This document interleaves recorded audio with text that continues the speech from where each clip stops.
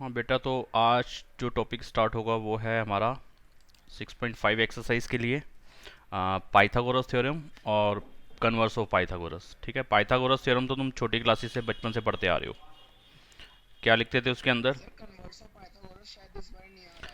Converse of Pythagoras का proof नहीं आ रहा, बाकी उस पर बेस्ड क्वेश्चन आएंगे। Okay sir. हाँ, तो यहाँ पे पाइथागोरस थ्योरम क्या है? ये जो 6.7 थ्योरम है ना, इसको भी मैं एक्सप्लेन करता हूँ। पहले 6.8 को देखो क्या कह रहा है। ये पाइथागोरस है। In a triangle, in a right triangle, एक राइट ट्राइंगल के अंदर the square of the hypotenuse is equal to the sum of the square of the other two sides. यानी कि जो पढ़ते आ रहे थे कि H square is equal to P square plus B square, ये वही चीज़ को स्टेटमेंट में लिखा है कि किस हाइपोटेन्यूज का स्क्वायर, यानी कि जो 90 के ठीक सामने वाली साइड होती है उसका स्क्वायर बची हुई दोनों साइड्स के स्क्वायर के सम के इक्वल होता है। पाइथागोरस थ्योरम किस में लगती है? एक राइट ट्राइंगल में। ठीक है, तो इसका प्रूफ अभी करवा दूं कि ये बाद में कराऊं?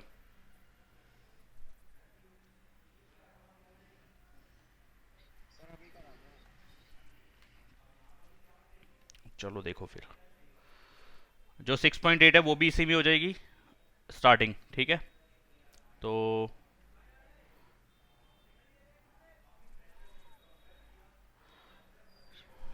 सॉरी, 6.7 वाली जो थ्योरम है वो अभी इसी में ही हो जाएगी। यहाँ पे क्या कह रहे हैं? इन ए राइट ट्राइंगल, एक राइट ट्राइंगल है, तो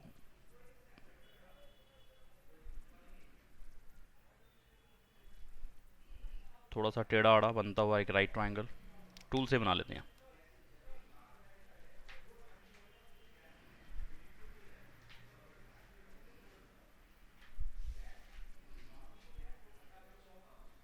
ये एक राइट ट्राइंगल हो गया, और जिसके अंदर की 90 वाला एंगल कौन सा है? ये ऊपर वाला।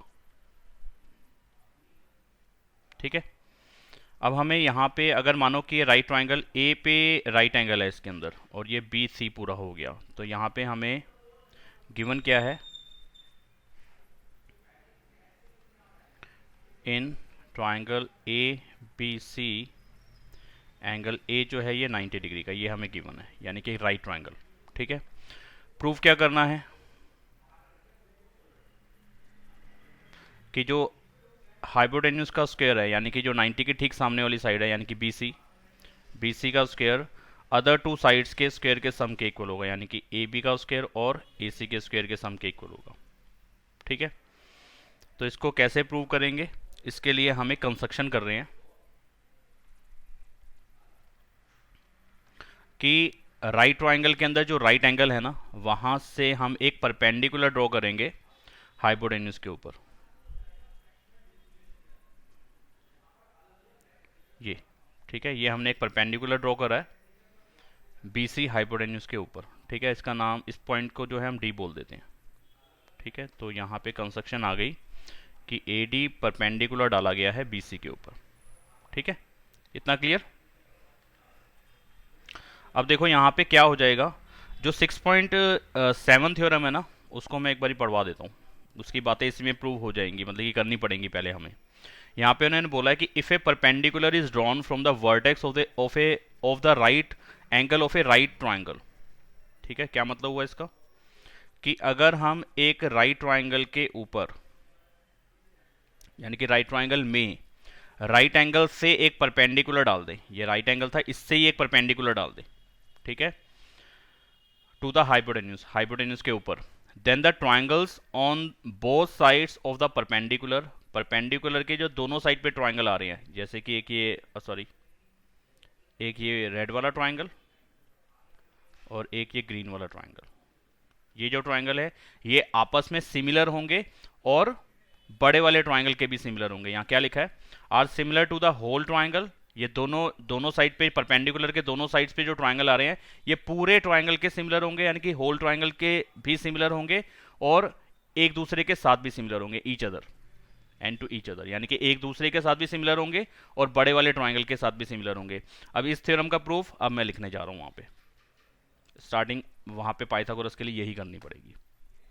और पाइथागोरस जो बुक में लिखी है उन्होंने, वो इस बात को मान के चले हैं कि ये दोनों होते हैं, लेकिन आप ये तो जान गए कि ये वाला ट्राइंगल और ये वाला ट्राइंगल सिमिलर होगा और ये होल के साथ भी सिमिलर होंगे, लेकिन वे क्या रहेगा, यानी कि जिसको हम ऑर्डर कहते थे, सीक्वेंस कहते थे, किस तरीके का ऑर्डर आएगा, जो बार बार बात बोली जाती है कि यहाँ पे ऑर्डर मैटर करता है, सिमिलैरिटी के टाइम पे भी और कॉन्ग्रुएंट करते हुए भी। तो वो ऑर्डर क्या रहेगा, वो ऑर्डर वहाँ पे उस थ्योरम के टाइम पे क्लियर नहीं किया गया, तो वो मैं अब क्लियर कर रहा हूँ आपको।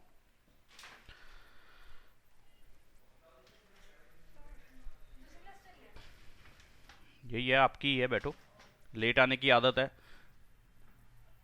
3:30 का टाइम है, देखो 10 मिनट ऊपर है, अभी आप आराम फरमाते हुए आ रहे हो। तो देखें क्या कर रहे हैं हम यहाँ पे। आप इस येलो वाले ट्राइंगल को देखो और इस बड़े वाले ट्राइंगल को देखो, पूरे को। येलो ट्राइंगल को और बड़े वाले ट्राइंगल में हमें दो बातें साफ साफ नजर आ रही हैं 90 वाली। एक तो इसका ए एंगल, पूरे बड़े वाले ट्राइंगल का ए एंगल 90 का है, ये गिवन है, और हमने परपेंडिकुलर डाला है, इस पे कंस्ट्रक्शन ये करी है, तो ये वाला एंगल 90 का हो गया। तो यानी कि येलो वाले ट्राइंगल में और पूरे वाले ट्राइंगल के अंदर दो एंगल, एक एक एंगल 90 का हो रहा है, बड़े वाले का ए और छोटे वाले का ये वाला एंगल। तो इस पर नंबर डाल देता हूँ चाहो तो, ठीक है। तो यहाँ पे मैं लिखूंगा in triangle A B D, छोटे वाला ट्राइंगल, एंड बड़े वाला ट्राइंगल ए बी सी। इसके अंदर यहाँ पे देखें आप कि छोटे वाले ट्राइंगल का एंगल 1 और बड़े वाले ट्राइंगल का एंगल ए, दोनों 90 डिग्री के हैं, ठीक है।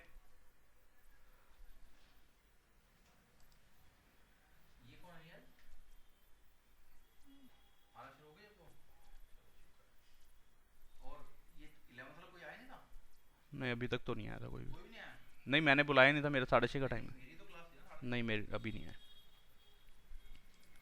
हाँ जी, तो इसके अंदर छोटे वाले ट्राइंगल का छोटे वाले ट्राइंगल में एंगल 190 का, बड़े वाले में एंगल ए 90 का है, और दोनों ट्राइंगल्स में आप देख रहे हैं कि बी वाला पार्ट जो है कॉमन है, ये एंगल दोनों के अंदर आ रहा है। तो इसमें भी बी एंगल, यानी कि इस पे क्या लिखूं, बी ही लिख देता हूँ। इसका भी बी एंगल और इसका भी बी एंगल सेम है, मतलब कि दोनों के अंदर आ रही है ये बात, तो कॉमन है ये। तो इसलिए क्या हो जाएंगे, दोनों ट्राइंगल हमारे सिमिलर हो जाएंगे।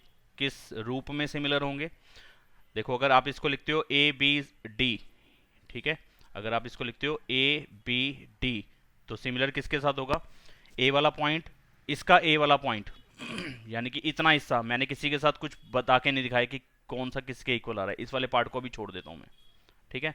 दूसरा इसका बी पॉइंट इसका और बड़े वाले का सेम था, तो बी वाले की जगह पे बी ही आना है। इसका डी पॉइंट 90 वाले को शो कर रहा है और उसका 90 वाला कौन सा है, ए पॉइंट, ठीक है। तो बड़े वाले का आया बी और ए, तीसरा पॉइंट कौन सा रह गया, सी, ठीक है। तो ये ऑर्डर बनेगा, छोटे वाले का ए बी डी और बड़े वाले का सी बी ए, तो इस तरह हिसाब से सिमिलर होंगे, ठीक है। एंगल एंगल सिमिलैरिटी रूल से दोनों सिमिलर हो गए, ठीक है। इसी तरीके से आप देखें,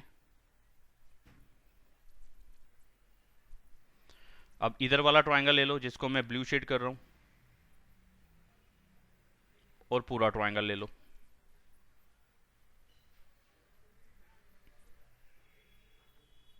तो आप ऐसे लिख सकते हो कि एंगल 2 इसका और पूरे ट्राइंगल का एंगल ए, वही 90 वाली बात आ रही है, और इसके अंदर यहाँ पे सी वाला एंगल कॉमन है, ठीक है। बेटा उस रूम की लाइट उधर से जलेंगी, अंदर से, इसको बंद कर दो। हाँ, तो ट्राइंगल ए डी सी के अंदर एंड ट्राइंगल वही ए बी सी के अंदर क्या क्या बातें इक्वल कर रहे हैं, यहाँ पे मैंने लिखा 90 वाला 2 और इसका 90 वाला ए है, और इसमें कॉमन आ रहा है सी दोनों के अंदर। एंगल एंगल सिमिलैरिटी रूल से दोनों ट्राइंगल सिमिलर हो जाएंगे। इस ट्राइंगल का नाम देखो, इन दोनों बातों के अंदर जहां पे हम सिमिलर कर रहे हैं वहां पे एबीसी दोनों के अंदर आ रहा है, ठीक है। तो इसका जो ऑर्डर है ना, वो पुराने वाले यानी कि जो पहले हमने प्रूव किया है सीबीए, वैसा ही ऑर्डर इसका बना दो ताकि लिखना आसान हो जाए, वरना किसी भी तरीके से बना के वापस यहाँ तक लाना पड़ेगा। तो मैं इसका ऑर्डर पहले वाले ऑर्डर के से ही मिलाता हूँ। तो इस तरफ मैं लिखना चाहता हूँ सीबीए, ठीक है, इस ट्राइंगल का नाम मैं लिखना चाहता हूँ सीबीए, ठीक है। तो ये किसी के सिमिलर होगा, यहाँ पे ऑर्डर क्या बनेगा, सी, यहाँ पे बड़े वाले ट्राइंगल का सी और छोटे वाले ट्राइंगल का सी दोनों सेम जगह पे आ रहे हैं, तो सी की जगह पे यहाँ पे सी ही आएगा, ठीक है। इसके बी वाले पॉइंट पे मेरे को नहीं मालूम, जो बड़े वाले का बी है उससे मैंने किसी को कंपेयर नहीं कराया था, तो बड़े वाले के लिए भी जगह छोड़ दूँ, यानी कि इसका बी छोटे वाले के किसके साथ मिलेगा वो मुझे अभी नहीं मालूम। इसका ए पॉइंट जो बड़े वाले का ए है वो 90 को शो कर रहा है, और छोटे वाले का 90 वाला कौन सा पॉइंट है, डी पॉइंट, तो यहाँ पे डी आएगा छोटे वाले का। ठीक है, तो तीसरा पॉइंट कौन सा बच गया, इसका ए बच गया, तो इसका ऑर्डर ये बनेगा। समझ पाए, समझ पाए कि नहीं समझ पाए? तो यहाँ पे भी एंगल एंगल सिमिलैरिटी रूल से ये भी दोनों ट्राइंगल सिमिलर हो गए। ठीक है, अब आप देखो ये इसके सिमिलर है और ये इसके सिमिलर है, और जो कॉमन बात आ रही है उसके अंदर ये ग्रीन वाला पार्ट कॉमन है, ऑर्डर सेम है। ठीक है, तो मैं कह सकता हूं कि ए बी डी इसके सिमिलर है और सी बी ए इसके सिमिलर है, तो यानी कि ये वाला पार्ट, ये वाला पार्ट और ये वाला पार्ट, ये तीनों ही जो कुछ लिखा हुआ है सब कुछ आपस में सिमिलर हो गया। तो यानी कि सिमिलर क्या हो गए, कैसे लिखा गया यहाँ पे ये मैं ऐसे लिख सकता हूँ कि triangle A B D similar to triangle C B A similar to triangle C A D, ये तीनों ही आपस में सिमिलर बनते हैं वैसे तो यही वाली बात इससे पहले वाली थ्योरम में उन्होंने बताई है कि ऐसे होगा, ये छोटे वाले आपस में सिमिलर होंगे और ये बड़े वाले के भी सिमिलर होंगे, तो ये ऑर्डर वहां पे बनेगा। ठीक है, ठीक इससे पहले वाली थ्योरम में ये बात होगी। इसको मैं अभी एक दो क्वेश्चंस के बाद इसका शॉर्टकट बता दूंगा कि कैसे आपने इसको लिखना है। ठीक है, तो अभी यहाँ पे इस बात की जरूरत अब आगे के लिए नहीं है, पाइथागोरस में टुकड़ों टुकड़ों में हमारा काम चल जाएगा। जो मैंने अभी स्टेप लिखा था ना, ये कौन सी बात लिखी थी मैंने, ठीक इससे पहले वाली थ्योरम, यानी कि 6.7 यहां तक खत्म हो गई वो। ठीक है, अब 6.8 के लिए क्या करना है हमारे को, पाइथागोरस में बताना है कि इस ए बी का स्क्वायर चाहिए और इस ए सी का स्क्वायर चाहिए। तो जरा दो ट्राइंगल जो हमने सिमिलर करे ना पहले वाले, इसके अंदर देखो वहां पे कौन से वाला पार्ट आ रहा है, ए बी। ठीक है, तो इसके अंदर येलो वाला करा था और पूरा बड़े वाला ट्राइंगल सिमिलर करा था। येलो वाले के अंदर और बड़े वाले के अंदर कौन सी साइड रिपीट हो रही है, ये देख रहे हो आप, ए बी वाली साइड रिपीट हो रही है, दोनों के अंदर आ रही है ए बी। ठीक है, तो यहाँ पे ए बी का स्क्वायर मेरे पास बन सकता है, जो पाइथागोरस के टाइम पे हमें चाहिए, ए बी का स्क्वायर बनाना है कहीं ना कहीं, तो यहाँ से मैं ए बी का स्क्वायर बना सकता हूँ। अगर दो ट्राइंगल सिमिलर रहते हैं उनकी साइड्स की रेशो सेम होगी, यानी कि साइड्स सेम रेशो में होंगी। तो मेरे को यहाँ समझ में आया कि यार ए बी वाली साइड का स्क्वायर बन सकता है और उसको कोई साइड इसमें पूरी आ ही नहीं रही इस वाले ट्राइंगल के अंदर। ठीक है, तो ए बी यहां से मिल गया मुझे स्टार्टिंग में, ए बी का किसके साथ रेशो बनेगा, सी बी के साथ। ठीक है, इक्वल में अब मुझे समझ में आ चुका था कि ए बी ही रिपीट हो रहा है इन दोनों ट्राइंगल्स के अंदर, तो ए बी और ए बी क्रॉस मल्टीप्लाई कराना एक तरीके से। तो दूसरे वाले ट्राइंगल में भी क्या ए बी आ रहा है, यस आ रहा है, लास्ट के दो पॉइंट्स को अगर देखो तो दूसरे वाले ट्राइंगल में ए बी आ रहा है, तो पहले वाले ट्राइंगल के भी लास्ट के दो पॉइंट्स ले लो, यानी कि बी डी का रेशो किसके साथ बन जाएगा, बी ए के साथ बन जाएगा या ए बी के साथ बन जाएगा। ठीक है, ये हमने लिख दिया कि दो ट्राइंगल सिमिलर हैं इसलिए उनकी साइड्स की रेशो सेम होगी, बराबर होगी, इक्वल होगी। ठीक है, corresponding sides of similar triangles.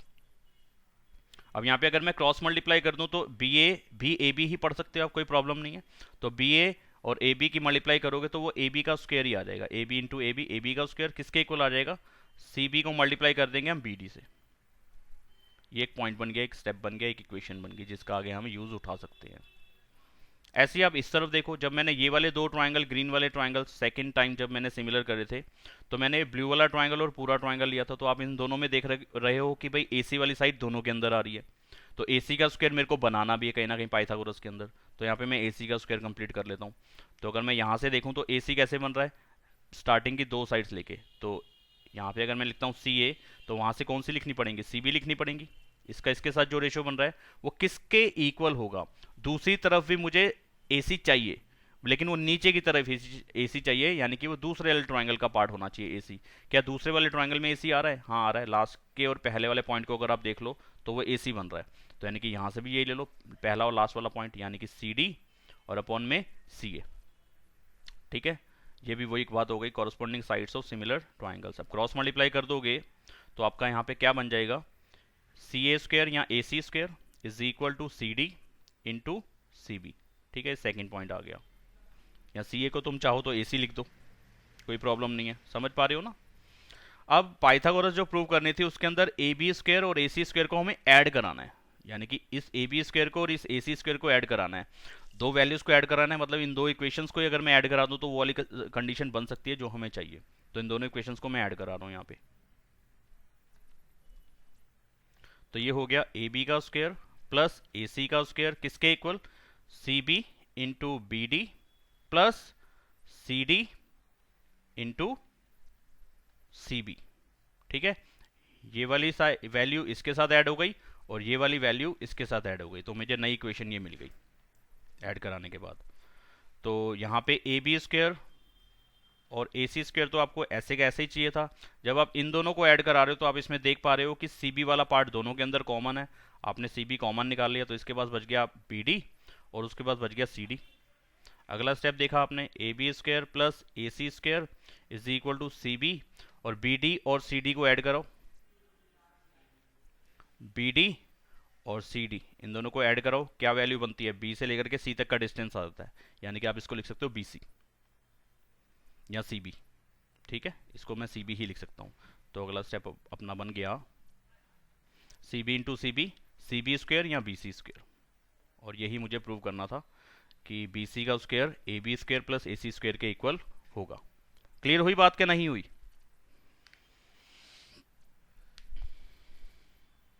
यहाँ पे हमने एक बात समझी है जो बड़ी यूजफुल है, यस सर। ये जो ग्रीन वाले पार्ट थे, ये आगे बहुत से क्वेश्चंस में ये वाली बात यूज होगी, तो इसका एक शॉर्टकट हमें चाहिए कि हम फटाफट लिख सकें। और मैं आपको यही एडवाइस करूंगा कि आप शॉर्टकट को फॉलो ना करें, आप फटाफट जज कर पाओगे। एक दो क्वेश्चंस प्रैक्टिस कर लोगे ना तो आप फटाफट जज कर पाओगे यार, इतना लिखना नहीं पड़ता आपको, ये वाले 3 स्टेप ये वाले और वो वाले 3 स्टेप लिखने की जरूरत रहती नहीं है, ऐसे ऐसे काम होता है। लेकिन अगर मैं वो एक शॉर्टकट बताऊंगा तो शॉर्टकट अगर आप ध्यान नहीं दे पाए, आप गलत तरीके से ले गए उसको, तो फिर सिमिलैरिटी गलत हो जाएगी और क्वेश्चन गलत बनते जाएंगे सारे। तो बेटर है उस शॉर्टकट पे थोड़ी देर में काम करेंगे, पहले इस पे ही काम करते हैं और फटाफट बनाने की कोशिश करेंगे इन्हीं बातों को। ठीक है, तो ये तो हो गई पाइथागोरस। कन्वर्स ऑफ पाइथागोरस का प्रूफ इस साल आपके सिलेबस का पार्ट नहीं है, लेकिन उसके अंदर बात क्या है, उससे रिलेटेड क्वेश्चन पूछे गए हैं और वो आपको करने होंगे। लेकिन थ्योरम का प्रूफ नहीं पूछ रहे आपसे कि इसको प्रूव करके बताओ। थ्योरम है क्या कन्वर्स ऑफ पाइथागोरस, कि भाई अगर एक ट्रायंगल के अंदर, हाँ जी उसके अंदर क्या है कि पढ़ाई देता हूँ स्टेटमेंट ये रही, इन ए ट्रायंगल, एक ट्रायंगल के अंदर if square of one side, एक साइड का square is equal to the sum of the squares of the other two sides, एक साइड का स्क्वायर अदर टू साइड्स के स्क्वायर के सम के इक्वल अगर हो, तो जो पहले वाली साइड का स्क्वायर करा है, यानी कि जो अकेली वाली साइड थी उसका अपोजिट एंगल जो होता है वो 90 का होता है, then the angle opposite to the first side, जो अकेली वाली साइड थी जिसकी बात हमने सबसे पहले करी, इज ए राइट एंगल, उसके ठीक सामने वाला एंगल 90 का होता है। ये तो आपको मालूम ही है, लेकिन ये बात ये क्या है, ये कन्वर्स ऑफ पाइथागोरस थ्योरम है। और इससे पहले जो बात करी है हमने वो तो हम बहुत बारी जिंदगी में करते आ रहे हैं छोटी क्लासेस से, पाइथागोरस थ्योरम। तो एक राइट ट्रायंगल के अंदर, राइट ट्रायंगल वर्ड यहाँ पे पहले नहीं मालूम होगा कि राइट ट्रायंगल है, आपको एक ट्रायंगल के बारे में इंफॉर्मेशन है, इस तरीके की इंफॉर्मेशन है कि किसी एक साइड का स्क्वायर, कि मैं कहूँ कि इस साइड का स्क्वायर, ये रेड वाली साइड इसका और ये ग्रीन वाली साइड के स्क्वायर के सम के इक्वल आ रहा है, इसका स्क्वायर करा इसका स्क्वायर करा और ऐड करा तो ये ब्लू वाली साइड के स्क्वायर के इक्वल आ रहा है। तो आप ये कह सकते हो कि यार ये राइट ट्रायंगल है, और राइट एंगल कहाँ पे होगा, जो ब्लू वाली साइड थी, जो सबसे अकेले वाली साइड थी, उसके सामने वाला एंगल राइट एंगल होगा। ये कन्वर्स ऑफ पाइथागोरस है। ठीक है जी, तो बस इन्हीं थ्योरम्स का यूज करना है और अगली वाली एक्सरसाइज आपकी खत्म। अब मैं डायरेक्टली पहले क्वेश्चंस ले रहा हूँ, एग्जांपल्स अच्छे हैं वो लेने हैं बाद में लेंगे, पहले क्वेश्चंस करते हैं। तो करते हैं शुरुआत, ये थी हमारी एक्सरसाइज की शुरुआत, कौन सी 6.5 है शायद से। तो नई शीट मैंने बनाई है, फर्स्ट क्वेश्चन कर रहा हूँ कॉपी। फर्स्ट क्वेश्चन बेहद आसान है, लेकिन एक आधा पार्ट में ले लेता हूँ। यहाँ पे इन्होंने क्या बोला, यहाँ पे sides of triangle are given below, यहाँ पे हमारे को 4 केस दे रखे हैं, 4 ट्राइंगल्स की साइड्स दे रखी हैं। अब वो पूछ यहाँ पे ये रहे हैं कि which of them are right angles, कौन कौन से यहाँ पे राइट एंगल्स फॉर्म कर रहे हैं।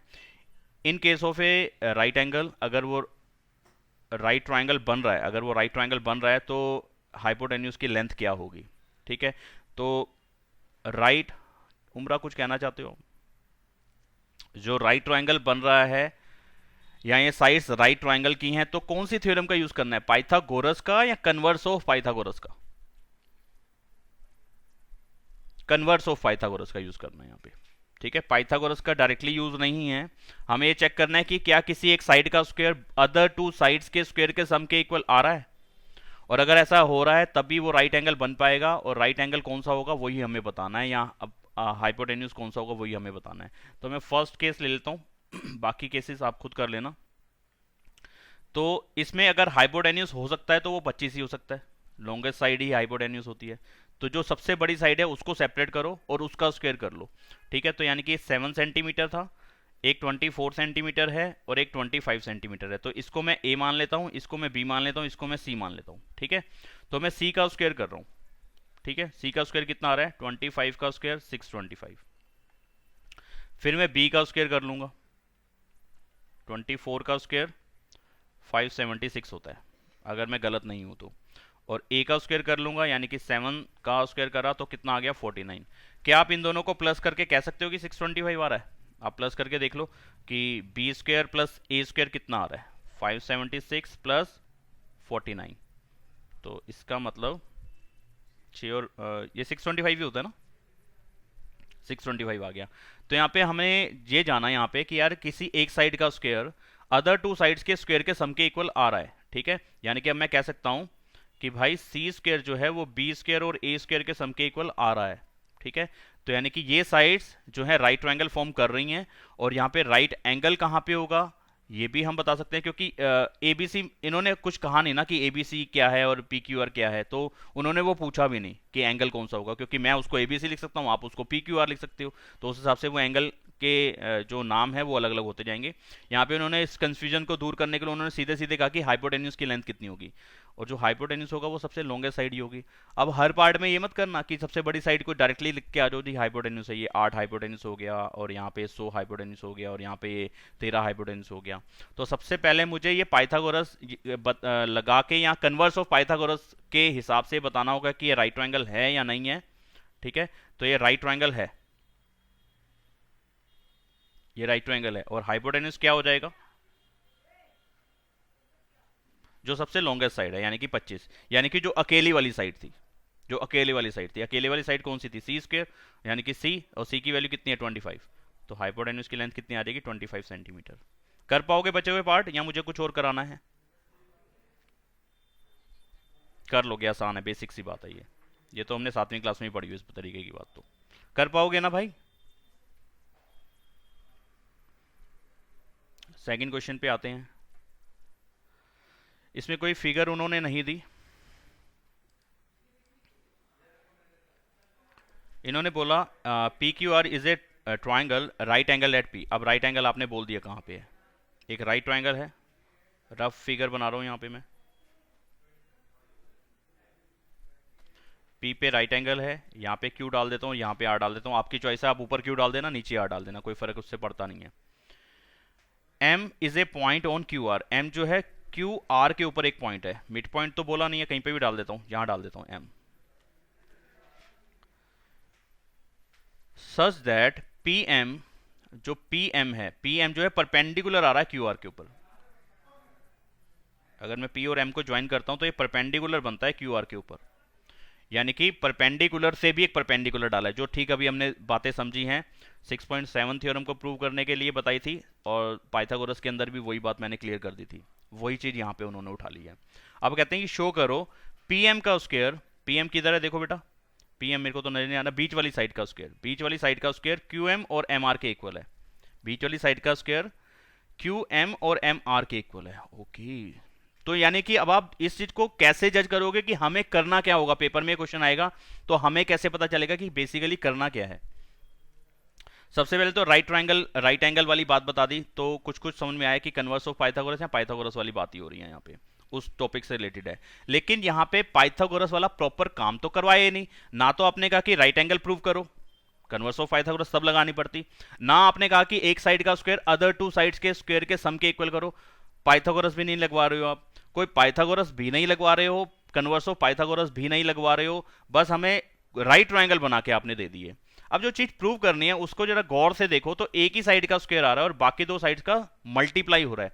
तो आप देखो कि पी एम का स्क्वायर, यानी कि पी एम कहां पे है, पी एम ये बीच वाली येलो वाली साइड है, तो अगर मुझे इसका स्क्वायर बनाना है तो इसका मतलब ये हो गया कि कोई दो ट्रायंगल ऐसे ढूंढो जिसके अंदर पी एम आ रहा हो।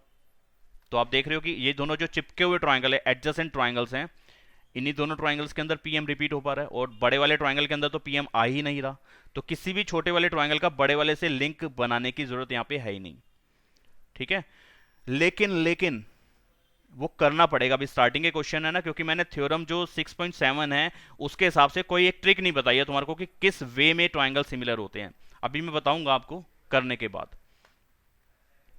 तो मुझे बेसिकली नीड ये है कि ये वाला ट्राइंगल और ये वाला ट्राइंगल आपस में किस वे में सिमिलर है वो लिख दूं, तो मेरा काम ये बन सकता है। फिर मैं सिमिलर ट्राइंगल वाली प्रॉपर्टी का यूज करके कि दो ट्राइंगल अगर सिमिलर हैं तो उनकी साइड्स की जो रेशियो है वो बराबर होगी, इस बात को मैं यूज कर सकता हूं कि दोनों ट्राइंगल में पीएम पीएम आ जाएगा तो पीएम का मल्टीप्लाई करके पीएम स्क्वायर बन जाएगा। तो देखते हैं क्या हो पाता है।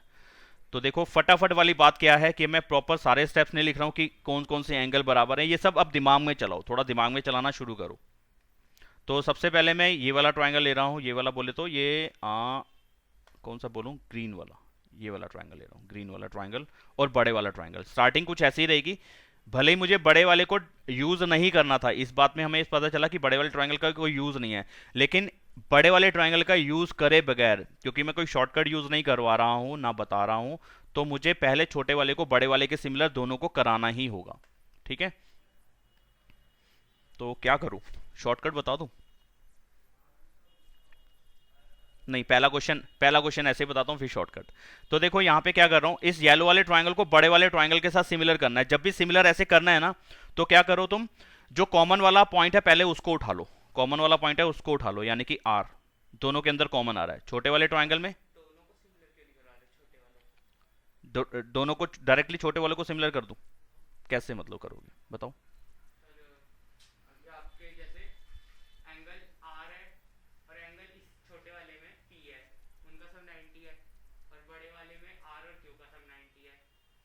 हैं, एक सेकेंड, इक्वल क्यों हो जाएंगे?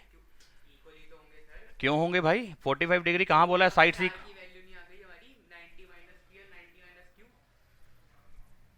कौन से किस में बह रहे हो, दोबारा से बताओ। हाँ, एक सेकेंड, आर छोटे वाले को और बड़े वाले को ले रहे हो ना? हाँ हाँ, बताओ बताओ बताओ। P R M, R P M, R P M, हाँ हाँ,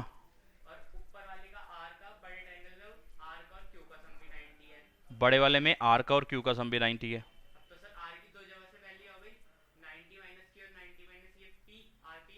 हम्म,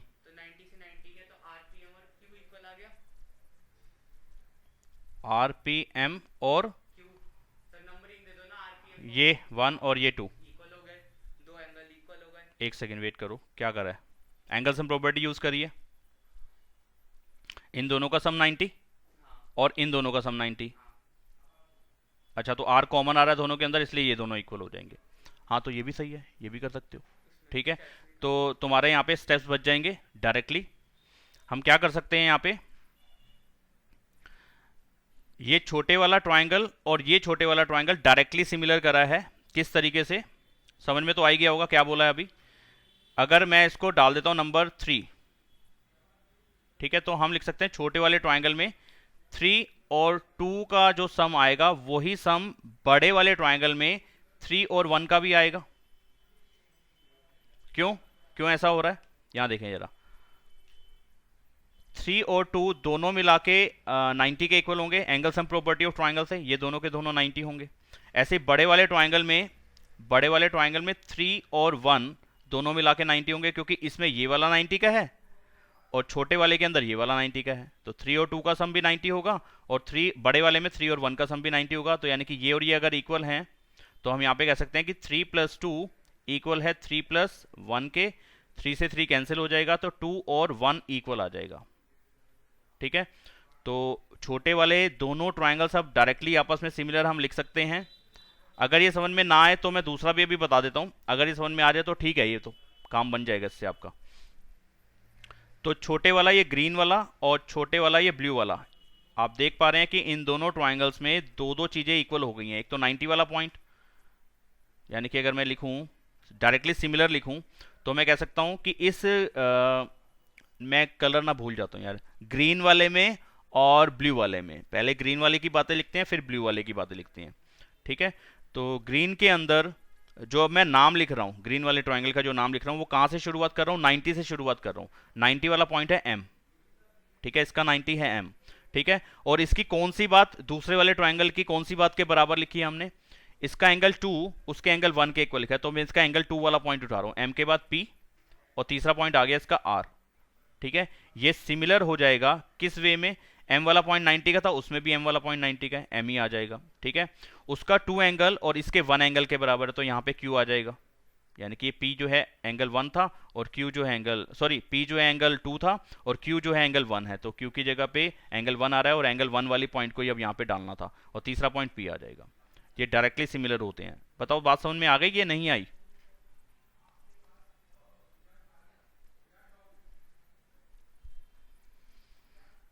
बताओ, अगर नहीं आई तो बताओ, आ गई तो बताओ। आ गई, महक का कहना है आ गई, बाकी बच्चे बताएं। आ गई सर। ठीक है, ऐसे कर पाओगे? नहीं तो अगर ये बात ऐसे, कोई दिक्कत वाली बात नहीं है, बेहद आसान तरीका है ये भी। नहीं आई तो जो ठीक इससे पहले पाइथागोरस के टाइम पे बातें लिखी थी ना ये वाली, इसके हिसाब से भी कर सकते हो, ऐसे भी कर सकते हो, कोई दिक्कत नहीं है। लेकिन एक शॉर्टकट हमें चाहिए, तो ये बड़ा बढ़िया रहेगा आपके लिए, जो भी ये कराया काम, ठीक है।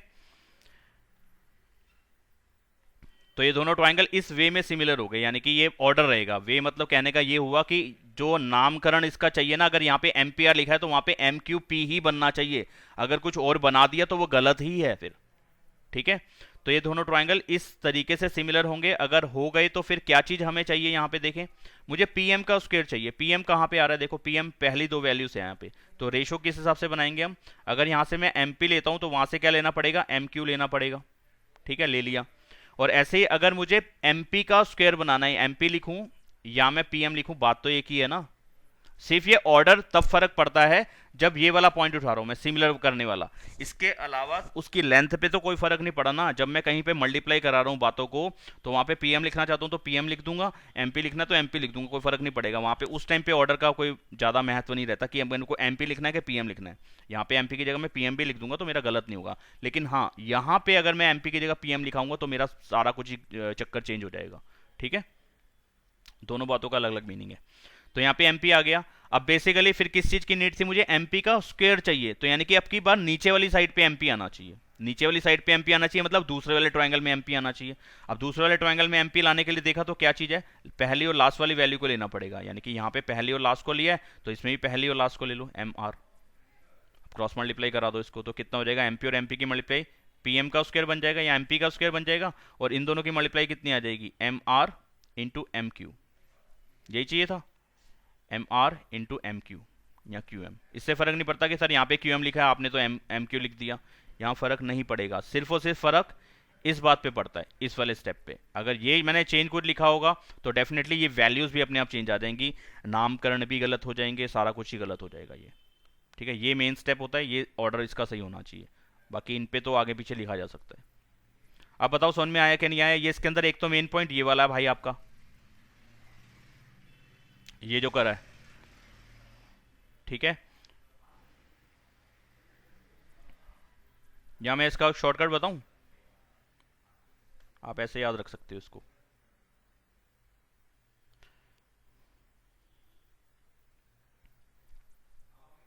अब ये पता नहीं याद रख पाते हो कि नहीं रख पाते हो भाई।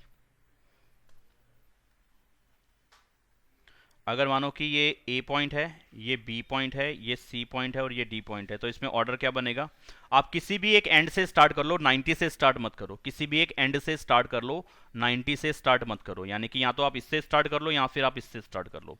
जैसे कि मैंने बी से स्टार्ट करा ट्राइंगल का नाम लिखना, तो बी, छोटे वाले ट्राइंगल की बात कर रहा हूं पहले मैं। छोटे वाले दोनों अगर सिमिलर करने हैं ना आपस में, डायरेक्टली देखो एक शॉर्टकट बता रहा हूं मैं आपको, क्या चलेगा?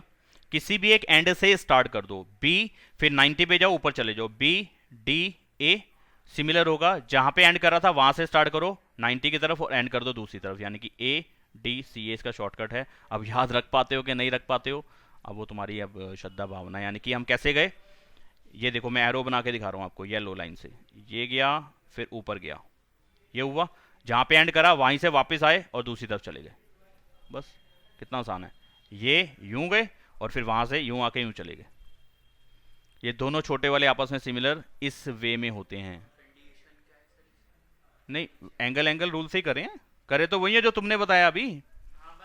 बस नाम याद रखने का तरीका बता रहा हूं मैं कि इस वे में होते हैं। इसका ये शॉर्टकट का मतलब क्या हुआ, हमने कोई लॉजिक नहीं उठाया इसके पीछे का कि हमने कोई एंगल लिया कि नहीं लिया। हमने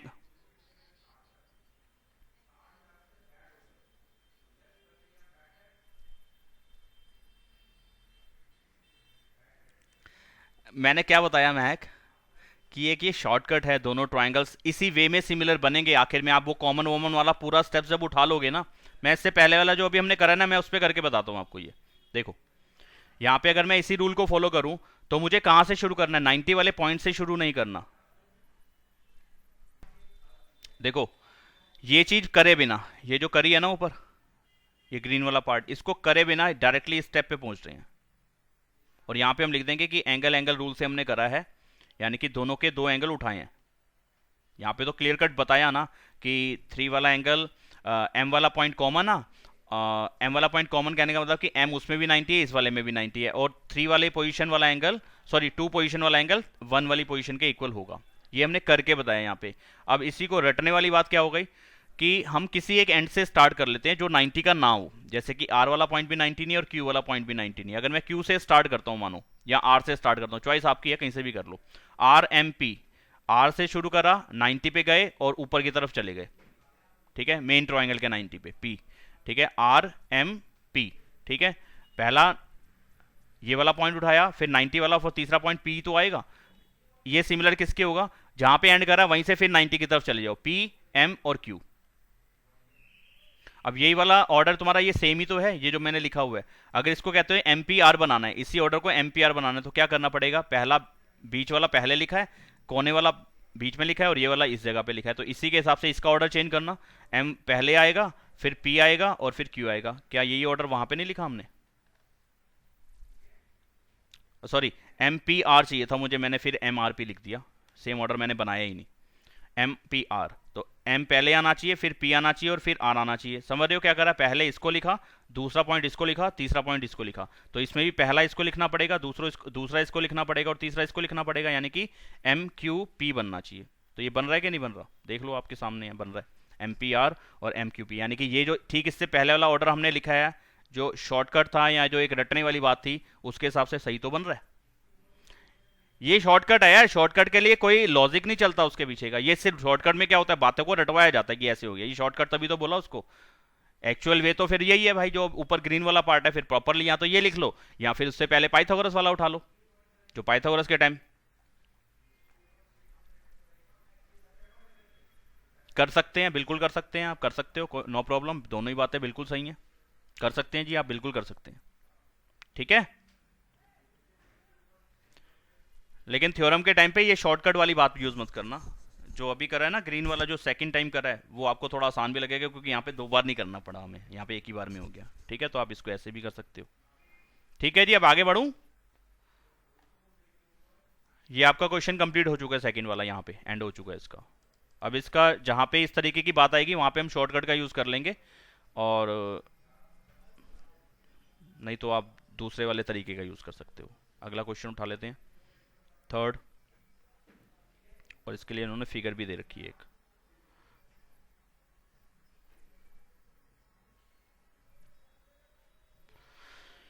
यहां पे इन्होंने कहा देखो, ये 90 वाला पॉइंट आ रहा है और ए बी डी एक ट्राइंगल है और राइट एंगल एट ए, यानी कि ये 90 है और 90 से ही एक 90 जा रहा है हाइपोटेन्यूज के ऊपर। तो यानी कि सेम वही शॉर्टकट वाली बातें यहाँ लग सकती है जो अभी हमने सीखी हैं। यानी कि ये वाला इसके सिमिलर है और ये छोटे वाला बड़े वाले के भी सिमिलर है। बड़े वाले के कैसे सिमिलर होता है मैं वो भी लिख के दिखाता हूँ। देखो शॉर्टकट्स के हिसाब से बनेगा, डी से शुरू करा, 90 पे आए, ऊपर एंड कर दिया, ये सिमिलर होगा इस वे में। किस वे में, अब ए से स्टार्ट करो, सी और बी ले जाओ, ये हो गया दूसरे वाला। और जो तीसरे वाला बनेगा वो क्या बनेगा, जहां से शुरू करा था ना वहीं से शुरू करो, अब 90 की तरफ जाओ और इस तरफ आ जाओ। यानी कि यहां से छोटे वाले में भी क्या करता, पहले कॉर्नर का ले लिया था फिर 90 वाला लिया था। इसमें भी क्या करता, कॉर्नर से शुरू करा, ये 90 वाला ले लिया। अब इसमें बड़े वाले में भी क्या करेंगे, उसी कॉर्नर से स्टार्ट करो, डी वाले से 90 पे जाओ, यानी कि इसका ए और फिर एंड कर दो बी पे। ये शॉर्टकट हुआ इसका, कि ये तीनों ट्राइंगल आपस में इस वे में सिमिलर होंगे, इस ऑर्डर में, इस पैटर्न।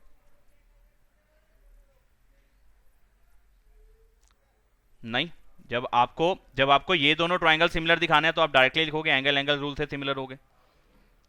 ठीक है, ये लिख सकते हो। अगर कोई बड़ा क्वेश्चन आ रहा है ना जहाँ पे ये छोटी सी बात लग रही है आपको कि यार इसको करना तो बेवकूफ़ी लग रही है, आगे तो बहुत कुछ पड़ा है अभी पढ़ने के लिए, तो वहाँ पे ये शॉर्टकट यूज़ हो जाएगा। यहाँ इस शॉर्टकट का यूज़ आप ऐसे कर सकते हो कि यार मैंने कहीं लिखने में तो नहीं गलती कर दी, तो आपको पहले से ही पता है कि ये आना चाहिए, फिर आप अपने हिसाब से वो नंबर डाल के करने हैं तो वैसे कर लेना। ठीक है, आ रही है बात समझ में कि नहीं आ रही? हम्म, कौन सा? नहीं, वैलिड है, चलता है, कोई दिक्कत नहीं आती।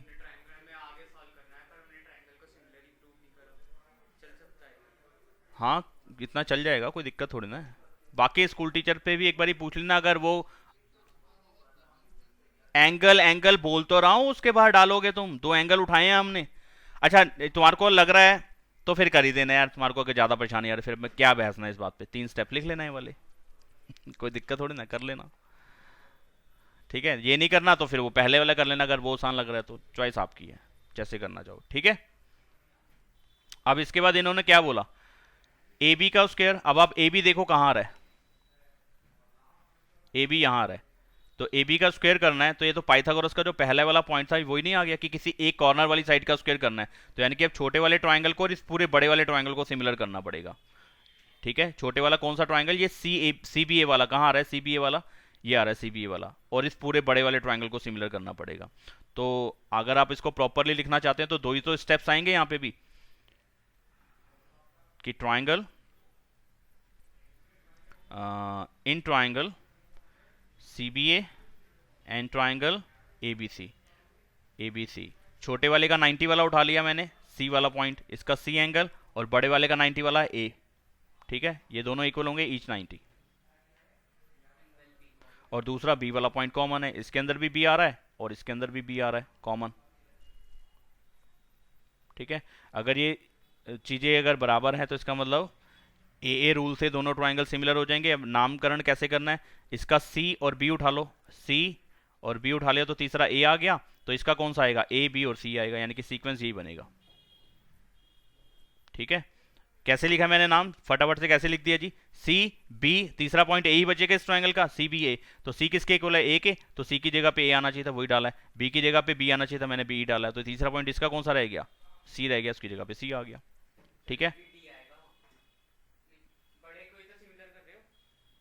अच्छा डी है उसका नाम, अच्छा मैं गलत लिख गया यार, ये डी है उसका नाम में, यहाँ पे डी है और यहाँ पे भी डी आएगा। ठीक है, इस तरीके से सिमिलर होगा एंगल एंगल रूल से। तो अब यहाँ पे कोई भी आपके नंबर कटने की संभावना नहीं है। अब यहाँ पे क्या करना था जी, मुझे ए बी का स्क्वायर बनाना था, तभी तो ये ट्राइंगल्स हमने सिमिलर करे थे। तो ए बी देख लो कहाँ रहा है, दोनों ट्राइंगल में ए बी आना चाहिए, तो पहले यहाँ पे ए बी वाली साइड लिखी ए बी, तो यहाँ पे क्या आ जाएगा बी डी। ठीक है, अब दूसरे वाले ट्राइंगल में नीचे की तरफ ए बी आना चाहिए, यानी कि दूसरे वाले ट्राइंगल का ए बी हमें पहले देखना पड़ेगा, ये रहा ए बी, तो नीचे ए बी आ गया, तो पहले दो पॉइंट लिए, तो पहले दो पॉइंट सी बी यहाँ पे ऊपर आ जाएगा, क्रॉस मल्टीप्लाई करा दो, ए बी का स्क्वायर किसके इक्वल आ जाएगा, C B into B D. ठीक है, बस यही करना था आपको। आगे बढ़ते हैं, अब दूसरे वाला पॉइंट देखो क्या है, ए सी का square B C into D C कराना है, ए सी कहाँ पे आ रहा है, ए सी अब बीच वाला आ रहा है, तो बीच वाला ठीक अभी पहले वाले क्वेश्चन के जैसे हो जाएगा, क्योंकि उसमें भी बीच वाले का स्क्वायर था। ठीक है ना, समझ में आ रहा है कि नहीं आ रहा, आपने स्क्वायर को देखना है कहाँ आ रहा है, एसी का स्क्वायर, एसी का स्क्वायर ये बीच वाली साइड का स्क्वायर है। बीच वाली साइड ऐसे कौन से ट्राइंगल्स हैं जिनके अंदर एसी आ रहा है, इस वाले ट्राइंगल में भी एसी आ रहा है और इस वाले ट्राइंगल में भी एसी आ रहा है, यानी कि इन दोनों ट्राइंगल्स को सिमिलर करना पड़ेगा, बीच वाले छोटे वाले ट्राइंगल्स को सिमिलर करना पड़ेगा। ठीक है, अब चाहो तो शॉर्टकट का यूज कर लो, यहाँ पे मैं फिलहाल शॉर्टकट से करा दूं या प्रॉपर ही कराऊं, जैसे पूरा पूरा लिख के बताऊं,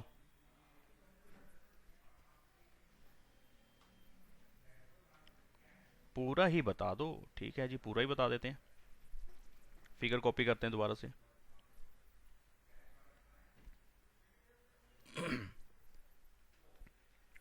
तो पूरा बताना है तो जो दूसरे टाइम पे हमने ग्रीन वाला पार्ट करा था वो थोड़ा आसान रहेगा आपके लिए। आप क्या करें, किन ट्राइंगल्स को सिमिलर करना है, आपने बीच वाले छोटे वाले ट्राइंगल्स को सिमिलर करना है ना, इसी के लिए वो यूज़ करना पड़ेगा जो ग्रीन वाला पार्ट ऊपर हमने करा था। दोनों में 90 वाला पार्ट तो सेम ही है, दोनों में 90 वाला पार्ट तो सेम ही है, तो इसका 90 पे जो नंबर डालना है वो डाल दो, जैसे कि यहाँ 1 डाल दिया, यहाँ 2 डाल दिया, बाकियों पे भी नंबर डाल दो। 3, अरे कहाँ गया, यहाँ पे डाल दिया 4, यहाँ पे डाल दो 5, यहाँ पे डाल दो 6। ठीक है, तो यहाँ पे आप कह सकते हो कि 90 वाले को छोड़ के जो बचे दो एंगल 6 और 5, इन दोनों का सम कितना होगा 90। ठीक है, ऐसे इस वाले ट्राइंगल में 90 को छोड़ दो तो कौन सा बचा, 3 और 4 बचा। 3 प्लस 4 का सम भी कितना होगा 90 होगा। ठीक है, और सॉरी इसको ना लो, बड़े वाले को लो, बड़े वाले को लो, इसमें दोनों को नहीं लेने से काम बनेगा, बड़े वाले को लो। बड़े वाले में जो पूरा ए था ये 90 है, तो 6 और 3 का सम, 6 और 3 का सम 90 होगा। ये मैंने कौन से ट्राइंगल में लिया है, इन ट्राइंगल पूरा जो बड़े वाला है ए बी डी, और ये कौन से वाले में लिया, किसी भी एक छोटे वाले का ले लो। ये मैंने फिलहाल तो किसका ले लिया, सी डी एक में लिया, इस वाले ट्राइंगल में लिया।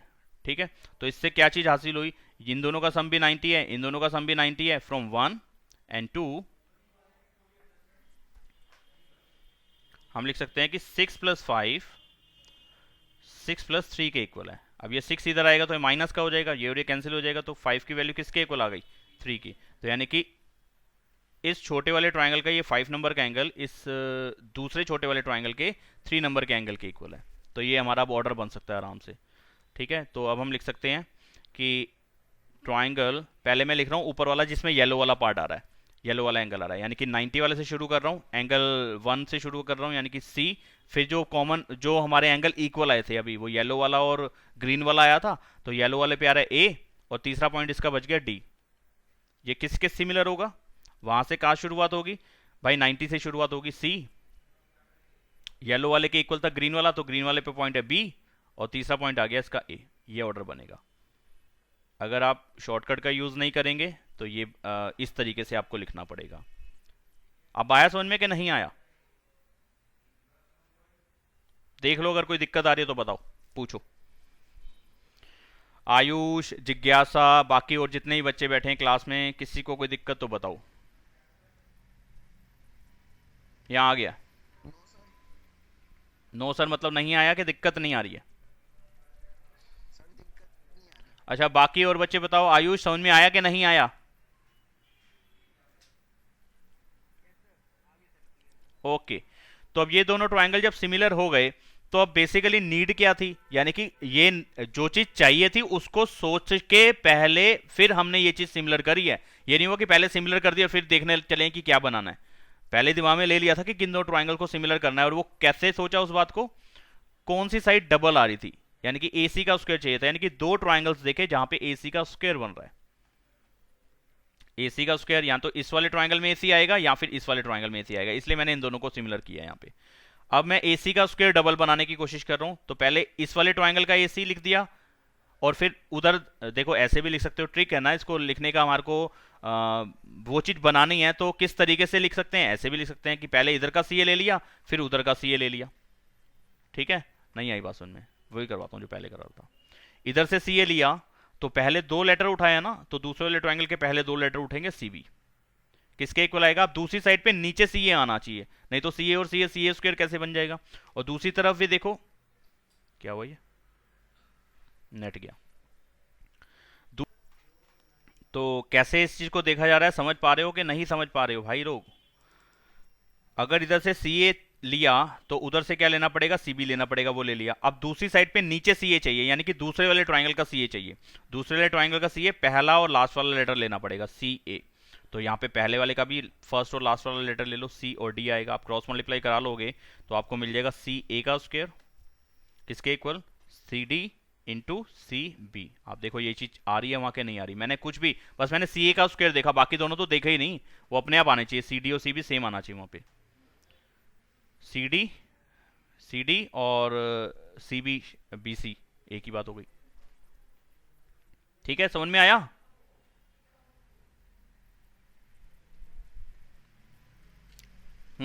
अगले में देखें, एडी का स्क्वायर चाहिए, एडी का स्क्वायर चाहिए, यानी कि अब ये फर्स्ट वाला ट्राइंगल यानी कि ये छोटे वाला और ये बड़े वाला लेना पड़ेगा, ऐसे दो ट्राइंगल जिसके अंदर एडी साइड आ रही हो, तो ये दो ही ट्राइंगल बन रहे हैं ना, ये छोटे वाला और ये पूरा बड़े वाला, तो इन दोनों को आपस में सिमिलर करना पड़ेगा। तो कर देते हैं दोबारा से, डायग्राम कॉपी, फिगर कॉपी करते हैं। तो यहाँ पे कैसे करेंगे आप, एक कॉमन वाला ले लो, यानी कि छोटे वाले ट्राइंगल का डी पॉइंट, छोटे वाले ट्राइंगल का 90, और फिर उसका एंड हो जाएगा ए पे। ठीक है, अब बड़े वाले का डी पॉइंट, क्योंकि डी और डी तो कॉमन था, बड़े वाले का 90 ए और इसका and point B.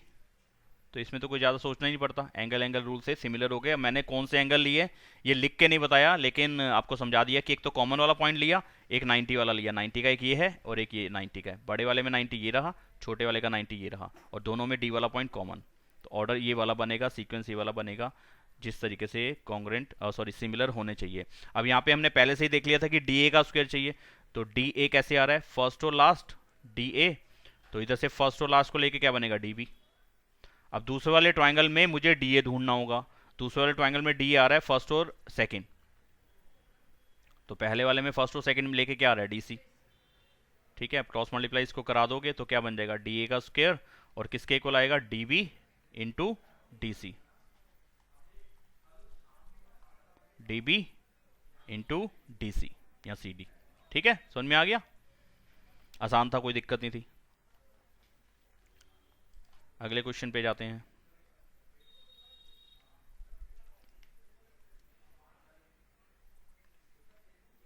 Fourth question,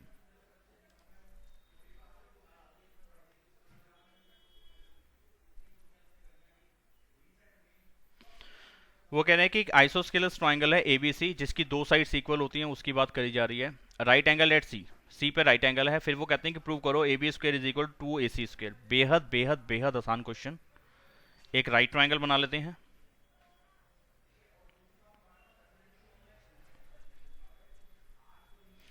सी पे 90 बनाना है, बाकी बचे हुए ए और बी कहीं पे भी डाल दो, ये ए डाल दिया, ये बी डाल दिया।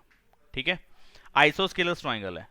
ठीक है, अब आप जानते हैं कि अगर एक राइट ट्राइंगल आइसोस्केलस है तो यही दो साइड्स इक्वल हो सकती हैं, ये वाली इसके साथ इक्वल नहीं हो सकती और ये वाली इक्वल इसके साथ नहीं हो सकती। ठीक है, क्योंकि यहाँ पे हाइपोटेन्यूज ही सबसे बड़ी साइड होती है, तो वो किसी के इक्वल हो नहीं सकती। अगर वो सबसे बड़ी है तो किसी के इक्वल कैसे हो जाएगी। ठीक है, तो ऐसे लिख सकते हैं इस बात को, in right triangle angle C is 90, therefore A B is hypotenuse. ठीक है, इसका मतलब ये हो गया कि ए बी जो होगा वो बड़ा होगा ए सी से भी, और ए बी बड़ा होगा बी सी से भी। ठीक है, तो फिर जो इक्वल साइड्स हो सकती हैं वो ए सी और सी बी ही इक्वल हो सकती हैं, अगर आपने आइसोस्केलस वर्ड यूज करा तो। इसकी वजह से ये दोनों इक्वल होंगी, क्यों होंगी उसका मैंने रीजन दिया है। ठीक है, क्लियर हुई बात कि ए सी और सी बी यहां क्यों इक्वल होंगी, क्योंकि ए बी तो हाइपोटेन्यूज है, और हाइपोटेन्यूज तो भाई सबसे बड़ी साइड होती है, वो किसी के इक्वल हो नहीं सकती। तो उस बात को हम ऐसे लिख के बता सकते हैं टीचर को। इसके बाद एक राइट ट्राइंगल है, तो उसके अंदर पाइथागोरस तो सीधी सीधी लग सकती है, क्योंकि पाइथागोरस लगाने के लिए हमें शर्त ही पहले ये थी, और एक ही शर्त थी कि वो राइट ट्राइंगल होना चाहिए, यानी कि वो हमें पता होना चाहिए कि उसके अंदर एक एंगल 90 का है। ये तो पता है, आपने बता ही रखा है। तो इसका मतलब बाय पाइथागोरस थ्योरम हम लिख सकते हैं, भाई साहब हट जाओ जरा आगे से, क्या लिख सकते हैं, ए बी का स्क्वायर किसके इक्वल होगा, ए सी के स्क्वायर के और बी सी के स्क्वायर के इक्वल होगा। ठीक है, यही था ना पाइथागोरस थ्योरम, यही कहती थी ना कि हाइपोटेन्यूज का स्क्वायर अदर टू साइड्स के स्क्वायर के सम के इक्वल होगा। ठीक है जी, उसके हिसाब से क्या हो जाएगा, ए बी का स्क्वायर तो ए बी का स्क्वायर रहेगा। अब किस चीज को डबल दिखाना है, वहां देखो ए सी को दो बार दिखाना है, तो ए सी को जिंदा रखो, बी सी को मार दो। तो ए सी का स्क्वायर तो रखो, और बी सी का जो वैल्यू है वो बी सी को हम जानते हैं कि बी सी तो यहाँ पे ए सी के इक्वल है, तो बी सी को ए सी रिप्लेस कर दो इस वाले पॉइंट से। ठीक है, तो बड़े आराम से आप कर पा रहे हो कि ए सी का ही स्क्वायर है दो बार, तो यानी कि 2 टाइम्स ए सी स्क्वायर हम लिख सकते हैं। बस यही तो प्रूव करना था हमें। आसान लगा, समझ में आ गया ना सभी के, कोई ऐसा तो नहीं है जिसके समझ में ना आया। हाँ, आगे बढ़ जाते हैं।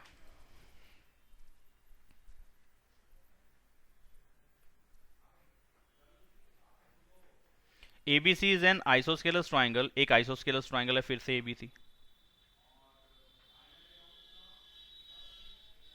ए बी सी। और यहाँ पे ए सी और बी सी इक्वल है, ए सी और बी सी इक्वल है। If A B square is equal to 2 times A C square, ठीक है, ये कंडीशन दे दी है। अब हमें प्रूव करना है कि ए बी सी एक राइट ट्राइंगल है। अब कोई राइट ट्राइंगल प्रूव करना है तो सीधी सी बात है, कन्वर्स ऑफ पाइथागोरस लगनी है वहाँ पे। यानी कि मुझे ये दिखाना है कि किसी एक साइड का स्क्वायर बची हुई दो साइड्स के स्क्वायर के इक्वल है, ये चीज़ हमें बतानी है। जब पाइथागोरस लगाते हैं तो ये चीज़ हो जाती है, और पाइथागोरस लगाई कब जाती है, जब ट्राइंगल के अंदर एक 90 डिग्री का एंगल दिया जाता है। यानी कि सीधी सी बात है, वो ट्राइंगल एक राइट ट्राइंगल दिया जाता है। बात समझ में आ रही है, कब पाइथागोरस लगानी है और कब कन्वर्स ऑफ पाइथागोरस लगानी है। जैसे बीपीटी और कन्वर्स ऑफ बीपीटी में क्या फर्क था, ऐसे पाइथागोरस और कन्वर्स ऑफ पाइथागोरस में भी फर्क है। एक ही बात के दो पहलू या दो रूप होते हैं ना, वो दूसरा रूप की बात करी जा रही है यहाँ पे।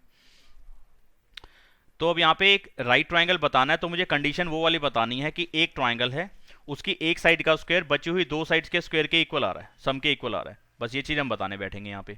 तो आपने साफ साफ बोला है कि ए सी का स्क्वायर, और सॉरी ए सी और बी सी दोनों इक्वल है। और एक कंडीशन ये बोली है यहाँ पे, आपने बोला है कि ए सी और बी सी इक्वल है, एक कंडीशन। दूसरी बोली है कि ए बी का स्क्वायर ट्वाइस ऑफ ए सी के स्क्वायर के इक्वल है। अच्छा, इसको मैं ऐसे लिख सकता हूँ यार, ए बी का स्क्वायर दो बार ए सी के स्क्वायर के बराबर है। यानी कि इस बात को ऐसे लिखा जा सकता है कि ए सी का स्क्वायर प्लस ए सी का स्क्वायर। अगर मैं इसको तोड़ूं तो ऐसे भी तोड़ सकता हूं। एक तो मल्टीप्लाई वाले शब्दों में तोड़ा जा सकता है कि 2 इंटू ए सी का मतलब हो गया, मैं इसको ऐसे ही लिख सकता हूं जैसा वो बोला है। दूसरा रूप इसका ये हो गया कि ए सी का स्क्वायर दो बार कहीं प्लस करोगे तो वो भी 2 टाइम्स ए सी का स्क्वायर ही बनता है। तो मैंने इसको ऐसे तोड़ लिया, ए बी का स्क्वायर रहा, ए सी का स्क्वायर ए सी का स्क्वायर रहा, और एक ए सी को मैंने चेंज कर दिया क्योंकि आपने बोला है ए सी और बी सी तो इक्वल है, तो मैं एक ए सी को बी सी दे देता हूं। तो इस वाले ए सी को मैंने बी सी दे दिया, ठीक है। और यहां पे लिख दिया फ्रॉम 1, ठीक है जी। अब यहाँ पे आप देखो यार, ये तो बात हो गई कि एक राइट ट्राइंगल, एक ट्राइंगल है जिसके अंदर तीन साइड्स थी। एक तो ए बी थी, ये पहले वाली, फिर एक ए सी थी, ये दूसरे वाली, और एक फिर बी सी थी, हाँ तीसरे वाली। यानी कि ये तीनों साइड्स मिलके तो एक राइट ट्राइंगल, एक ट्राइंगल बनेगी। मैं राइट गलती से बोल रहा हूँ, राइट वर्ड अभी यूज नहीं कर सकते। एक ये ट्राइंगल की तीनों साइड्स तो बन रही हैं, ये तो हमें दिख गया। और यहाँ पे ये चीज भी हो रही है कि यार एक साइड का स्क्वायर बची हुई दो साइड्स के स्क्वायर के इक्वल आ रहा है, दो साइड्स के स्क्वायर के सम के इक्वल आ रहा है। तो ये तो कन्वर्स ऑफ पाइथागोरस को, कन्वर्स ऑफ पाइथागोरस थ्योरम वाली बात हो गई, ठीक है ना। तो इसके बिहाफ पे मैं लिख सकता हूं by converse of Pythagoras theorem, मैं लिख सकता हूं कि जो अकेली वाली साइड है ना, अकेली वाली साइड, ठीक है, ठीक इसके सामने वाला एंगल 90 का होगा। अकेली वाली साइड कौन सी है, ये वाली ए बी। तो ठीक इसके सामने जो एंगल है, ये जो मैंने एक अजीब सी फिगर बनाई है इसके लिए, अजीब सी मतलब मैंने तो एक नॉर्मल सा ट्राइंगल बना दिया था, और मैंने ये जान के इसलिए बनाया क्योंकि मुझे तो मालूम था 90 आना है, मेरे को तो पता ही है ना, पहले से ही क्वेश्चन बहुत बार करा चुके हैं। लेकिन आपको समझाने के लिए कि आप पहले से 90 बना के नहीं चलोगे, इस थ्योरम को लगाने के बाद आप बता पा रहे हो कि यार ये सी एंगल भले ही मैंने 60 डिग्री के जैसा बना दिया, लेकिन एक्चुअल में 90 का है, ठीक है। By converse of Pythagoras theorem, जो अकेली वाली साइड है या जो फर्स्ट साइड है, यहाँ वो बोल सकते हैं यहाँ वो थर्ड साइड है, उसके अपोजिट एंगल 90 का होता है। यानी कि जो अकेली वाली साइड है उसके ठीक सामने वाला एंगल 90 का होगा। इसका मतलब एंगल सी 90 का होगा। एंगल सी 90 का हो गया तो एक ट्राइंगल के अंदर एक 90 का आ गया। देयरफॉर या इट इंप्लाइज कि A B C is an right triangle, is a right triangle, ठीक है जी। यही प्रूव करना था ना, ये तो नहीं बताना था कौन सी जगह पे 90 है, हाँ ये नहीं बताना था, ये तो ये बताए बगैर होना भी नहीं था। बोलो बात समझ में आई कि नहीं आई?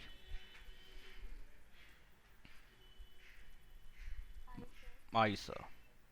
अगले प्रश्न की ओर बढ़ते हुए,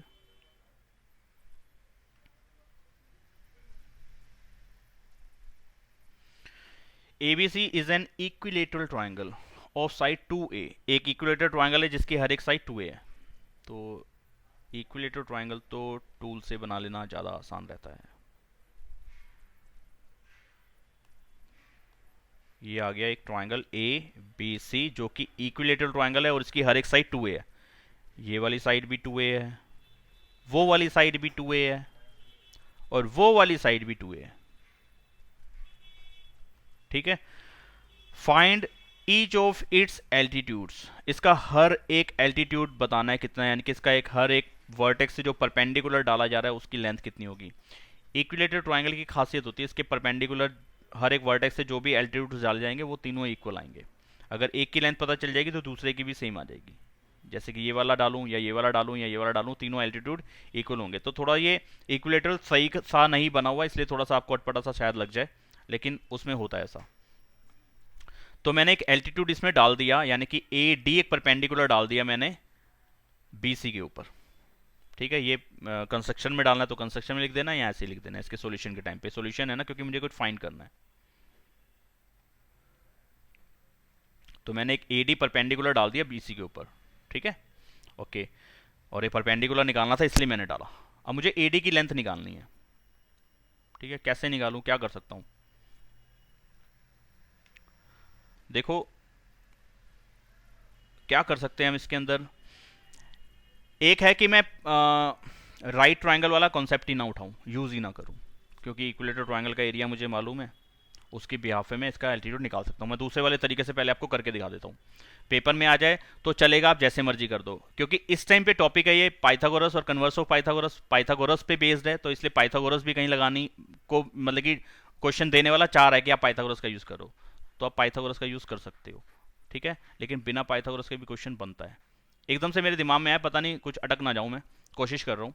तो एक इक्विलेटर ट्रायंगल है, तो इक्विलेटर ट्रायंगल का एरिया कैसे होता है? बड़े आराम से बन जाएगा, कोई दिक्कत नहीं आएगी। इक्विलेटर ट्रायंगल का एरिया हमने पहले से सीखा हुआ है, याद है हमें, √3/4 होता है। ठीक है, अब सारे फॉर्मूले डिराइव तो करके दिखाए नहीं जाते वहां पे पेपर के टाइम पे, कहीं आप कहें कि √3/4 कैसे आया, वो आया, वो हीरोन्स फॉर्मूला से बना था, आपको याद हो तो 9th के अंदर हमने सीखा था इसको। तो फिलहाल यहाँ पे वो डिराइव नहीं करा जाएगा, यहाँ पे डायरेक्टली फॉर्मूले का यूज किया जाएगा। वैसे हम ये भी नहीं बताते कि area of triangle half into base into height क्यों है, उसका भी वैसे तो रीजन है ना, लेकिन हम तो लिख देते हैं उसको डायरेक्टली ऐसे। यहाँ पे area of N equilateral triangle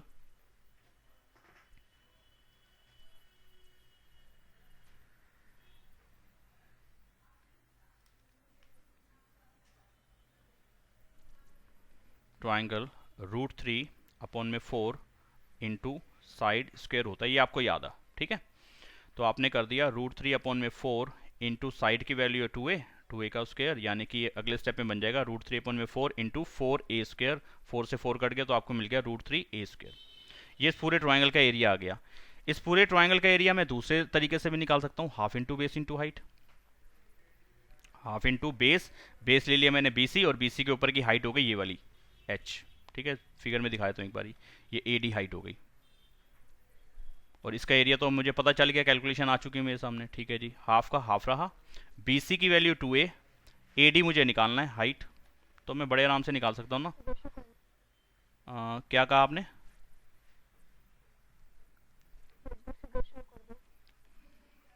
ये लो,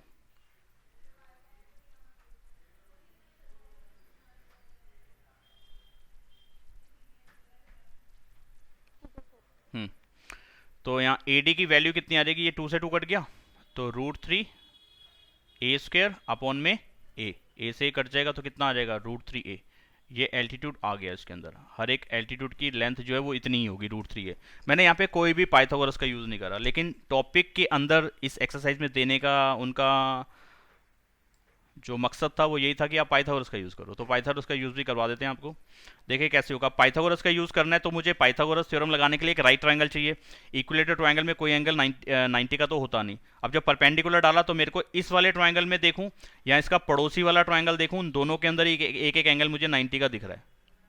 ठीक है, तो अभी के लिए लास्ट क्वेश्चन ले रहा हूँ मैं, तो ये 90 का है इसके अंदर। ठीक है, तो यहाँ पे पाइथागोरस यूज हो सकती है, बस शर्त ये है, बस काम ये करना है कि मुझे दो साइड मिला दो इसके अंदर, अगर तीसरी को निकालना है तो। एक तो पता है, ये वाली नहीं पता, परपेंडिकुलर निकालना ये भी नहीं पता। तो आप देखो कि क्या ये वाले दोनों ट्राइंगल आपके कॉन्ग्रुएंट हो पा रहे हैं। यहाँ पे कॉन्ग्रुएंट हो रहे हैं, सिमिलर के साथ साथ ये कॉन्ग्रुएंट भी हैं। देखें कैसे। तो ट्राइंगल जो नाम है इसका वो लिखा मैंने ADB एंड ट्राइंगल ADC, इन दोनों ट्राइंगल्स के अंदर मैंने कहा यार इसकी भी AD साइड और इसकी भी AD साइड कॉमन है, दोनों के अंदर आ रही है। ठीक है, एक आ गया इसका एंगल 1, इसका एंगल 2, ये AD लिखा हुआ है, ये कंफ्यूज मत होना। और तीसरा पॉइंट आ गया इसका हाइपोटेन्यूज वाला। ठीक है, यानी कि AB साइड इसकी और AC साइड इसकी, ये गिवन है कि ये साइड्स इक्वल हैं। ठीक है, तो ये कौन से रूल से दोनों ट्रायंगल अब कॉन्ग्रुएंट हो जाएंगे? RHS रूल से। ठीक है, एक राइट एंगल, ये रहा राइट एंगल, ये रहा हाइपोटेन्यूज और ये रहा अदर साइड। RHS रूल से दोनों ट्राइंगल ये कॉन्ग्रेंट हो गए। देयरफॉर जो कॉन्ग्रेंट हो गए वो जो सीक्वेंस है मैंने पहले से ही देख के पढ़ लिया हुआ है, तो मैंने वही लिखा है यहाँ पे ADB Kong angle angle side कोई रूल नहीं होता, RHS वही रूल है। वो सिर्फ एंगल एंगल साइड वाला जो रूल है वो सिर्फ RHS पे ही एप्लीकेबल है और किसी पे भी नहीं। यानी कि यहाँ पे बनता है ये एंगल एंगल साइड RHS में। ठीक है, ADB और ADC RHS रूल से दोनों ट्रायंगल कॉन्ग्रुएंट हो गए। अगर कॉन्ग्रुएंट हो गए तो CPCT अदर पार्ट्स इक्वल हो जाएंगे। मैं लिख सकता हूँ कि BD और DC भी इक्वल हो जाएगा। यहाँ से BD लिखा यानी कि DB लिखा तो वहाँ से क्या आ जाएगा, DC आ जाएगा, CPCT। ठीक है, अगर DB और DC इक्वल हो जाएं तो इसका मतलब अगर टोटल की लेंथ 2A है तो इसका मतलब ये भी A हो जाएगा और ये भी A हो जाएगा।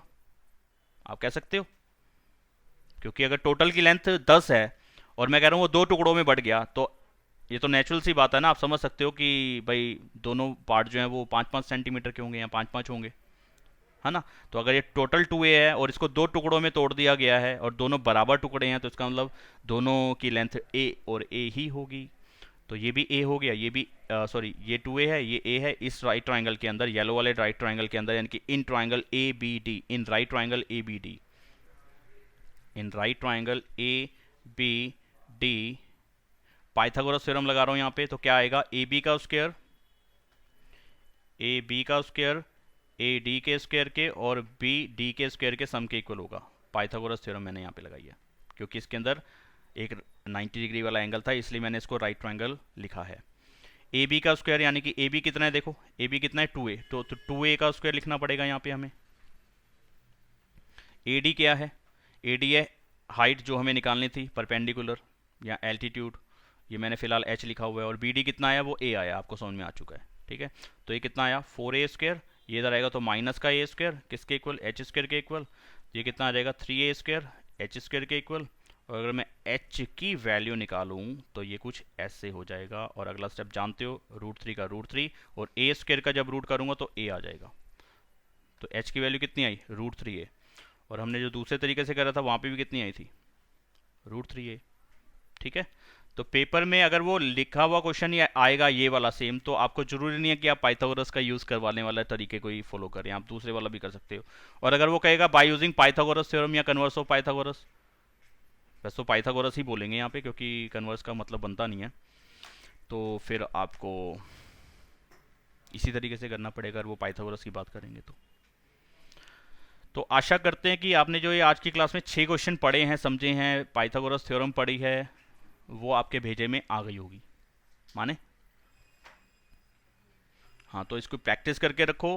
पेपर में जो सबसे ज़्यादा थ्योरम पूछी जाती है पाइथागोरस और सीधे ही पहले वाली बीपीटी, सबसे ज़्यादा थ्योरम यही दोनों पूछी जाती हैं। कन्वर्स दोनों के ही हट चुके हैं शायद से,